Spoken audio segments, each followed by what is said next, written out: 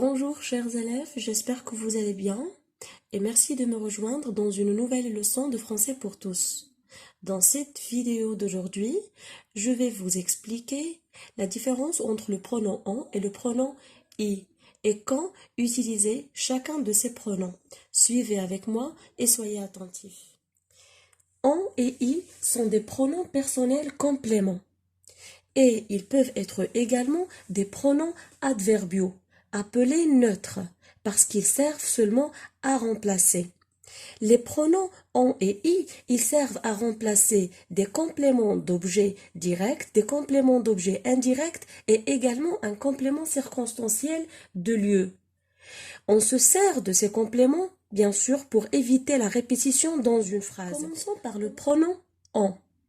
À quoi sert ce pronom? Et quelle est sa place dans la phrase? Ce pronom on, il sert à remplacer un complément d'objet direct, appelé aussi COD. Faisons un petit rappel. Nous avons déjà expliqué dans la vidéo précédente le complément d'objet direct et comment identifier un complément d'objet direct. Alors, le COD, premièrement, il est relié directement au verbe et il répond à la question qui ou à la question quoi. Le pronom on aussi, il peut remplacer un complément d'objet indirect introduit par la préposition de ou bien un complément circonstanciel de lieu introduit par la préposition de aussi. Le complément circonstanciel de lieu, il répond à la question d'où. Prenons des exemples.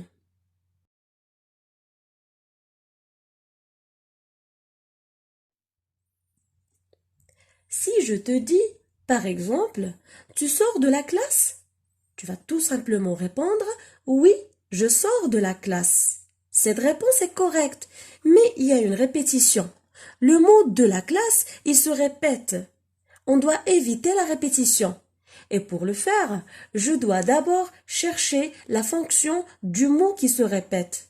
Alors nous avons ici de la classe, il se répète dans les deux phrases. De la classe dans la première phrase est un complément circonstanciel de lieu,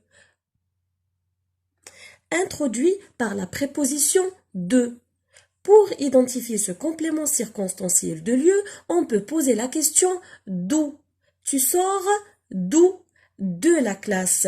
Nous avons déjà dit que le pronom on, il peut remplacer un complément circonstanciel de lieu introduit par la préposition d'où. Plutôt par la préposition de. Alors je peux dire tout simplement oui, j'en sors. Ici nous avons remplacé le complément circonstanciel de lieu de la classe par le pronom personnel en. Prenons un deuxième exemple. Tu parles de ton projet? Tout simplement la réponse est oui, je parle de mon projet. Cette réponse est correcte, mais il y a une répétition. De ton projet, il se répète dans la deuxième phrase. Pour éviter la répétition, on doit tout d'abord chercher la fonction du mot qui se répète. De ton projet est un complément d'objet indirect.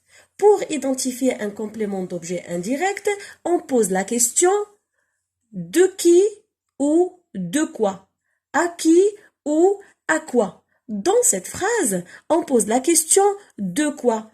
Tu parles de quoi? De ton projet. Nous avons déjà dit que le pronom en, il peut remplacer un complément d'objet indirect aussi. Alors, je peux tout simplement dire oui, j'en parle. Ici, j'ai remplacé de ton projet ou bien de mon projet par le pronom personnel en. Oui, j'en parle. Prenons un dernier exemple. Si je te demande, manges-tu des tomates? Tu vas me dire, oui, je mange des tomates. Cette réponse est correcte, mais il y a toujours une répétition. Le mot des tomates, il se répète dans les deux phrases. On doit éviter la répétition, bien sûr. Le mot des tomates dans les deux phrases est un complément d'objet direct. Le pronom personnel en, il peut remplacer un complément d'objet direct. Alors je peux tout simplement dire oui, j'en mange. Le pronom personnel en, il se place, comme vous avez remarqué, toujours avant le verbe. Passons maintenant au pronom i. À quoi sert-il? Alors, le pronom i, il sert à remplacer soit un complément circonstanciel de lieu, appelé aussi CCL, il répond à la question où, ou un complément d'objet indirect.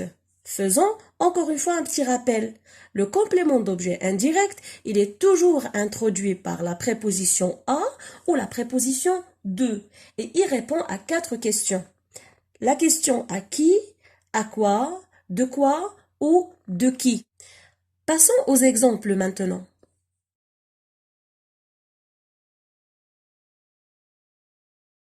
Prenons la première phrase. Si je te dis « Tu vas à l'école ?» Tu vas me dire « Oui, je vais à l'école ». Cette réponse est correcte, mais il y a une répétition. Le mot « à l'école », il se répète dans les 2 phrases. Pour éviter la répétition, on doit tout d'abord chercher la fonction du mot qui se répète dans les 2 phrases. Alors, à l'école dans les 2 phrases est un complément circonstanciel de lieu. Il répond à la question où.